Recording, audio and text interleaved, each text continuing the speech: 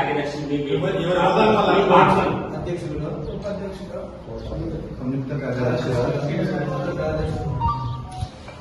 ఎన్నికైనందున నేను స్వీకరించబోవు బాధ్యతను మనస వాచ కర్మణ శ్రద్ధాశక్తులతో నిర్వహిస్తానని రాజకీయాలకు అతీతంగా ఉంటూ యువక మండలికి పూర్వ వైభవాన్ని తీసుకొచ్చేందుకు నా వంతు కృషి చేస్తానని గ్రామ నిర్మాణాత్మక అభివృద్ధిలో నిస్వార్థంగా శ్రద్ధాశక్తులతో నిర్వహిస్తానని దైవ సాక్షిగా ఆత్మసాక్షిగా ప్రమాణం చేస్తున్నాను.